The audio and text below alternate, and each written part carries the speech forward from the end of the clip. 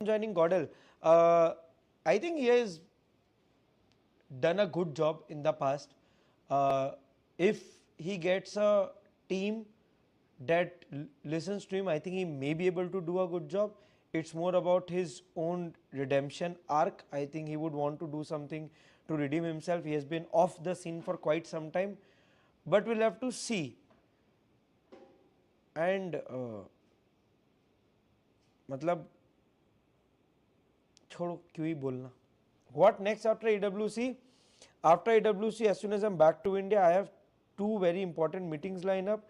I have a very important panel lined up. We have some interesting stuff for our creators lined up. Then I have my vacation lined up. आने के बाद I have the next planning of next year and maybe SA12 Fest lined up. I don't know. तो भाई अभी बहुत कुछ है और कुछ क्रिएटर्स को धुलाई दे के लाइन पे लाना है. धुलाई दे के लाइन पे लाना. क्रिएटर्स मेहनत कर रहे हैं, उनको सही दिशा दिखाना है. थोड़ा सा बैठ के डिस्कशंस करने होंगे. स्नैक्स आपका बहुत बहुत स्वागत है. हम लोग तो बहुत ही ज्यादा बढ़िया और इस पूरी महफिल में आपको भी बहुत ज्यादा मिस किया जा रहा है. बट सबसे पहले मैं आपका एक्सपीरियंस जानना चाहूंगा. ये ओजी वर्सेस एनजी कुछ नॉस्टैल्जिक फील हो रहा है आपको? चिकन डिनर में निकाला अभी?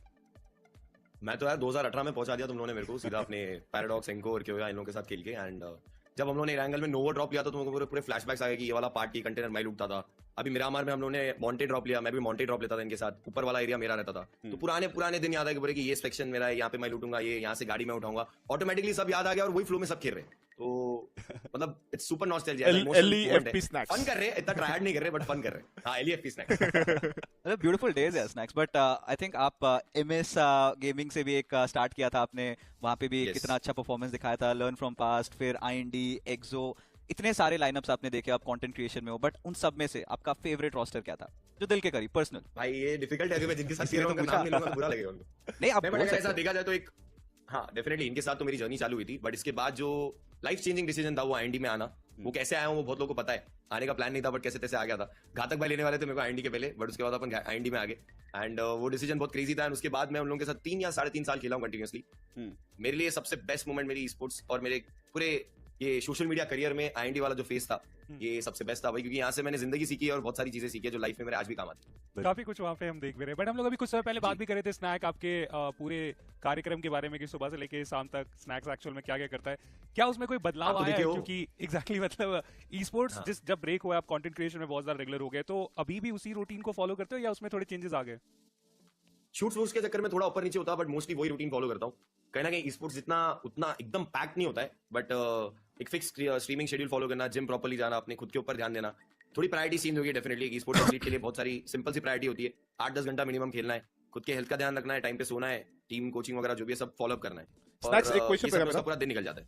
जी जी. अगर तुझे कंटेंट क्रिएशन भी करना है और स्पोर्ट्स भी खेलना है हाँ तो रेवेन्यू पॉसिबल है. हाँ तो पॉसिबल नहीं तो पॉसिबल है. नहीं यार आजकल के गेम प्ले के हिसाब से तो ये पॉसिबल नहीं है. 2 जगह पैर डाल के नहीं कर सकते. अगर आपको स्पोर्ट्स प्लेयर बनना है, फुल ऑन हार्डकोर अच्छे लेवल पे करना है, अच्छे लेवल पे करना है, टॉप पे रहना है, जीतना है, तो आपको नहीं कर सकते आप कंटेंट फॉर श्योर नहीं. अगर मतलब बेसिकली खेलना है भाई ठीक है, क्वालीफाई हो गए, लाइनमैन पे पहुंच के प्रेजेंस दिखानी है तो कर सकते हो. मतलब जीतने वाला मेंटालिटी आपको बेस्ट अरे नहीं यार क्या खेल रहा हूं घातक भाई यार तो ये तो बुलाया मेरे को.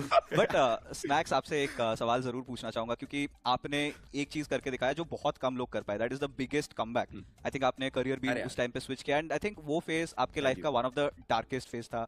आपने खुद भी ऑन स्ट्रीम बोला है. बट ऐसे भी बहुत सारे एथलीट्स हैं स्नैक्स कि वो भी अपने करियर में एक स्लम्प से गुजरते हैं और बहुत डिमोटिवेटेड हो जाते हैं. तो कुछ ऐसे मोटिवेटिंग वर्ड्स बोलिए जो आपने आई थिंक फॉलो किया और आपके लिए काम आया.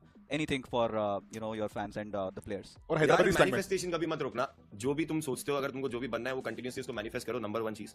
नंबर 2 चीज, जिंदगी में अगर कुछ भी गलत हो रहा है, गलत फेज में जा रहे हो, it happens for a reason. And ये मैंने एक्सपीरियंस किया है, इसके लिए मैं आपको बता रहा हूँ. लाइफ में बहुत सारी ऊपर नीचे चीजें हुई थी बट आज अगर देखता हूँ पीछे पलट के तो ऐसे लगता है भाई it was for a reason. And वो एक सीख देके जाता है तुमको जो तुम्हारे आगे फ्यूचर में काम आता है.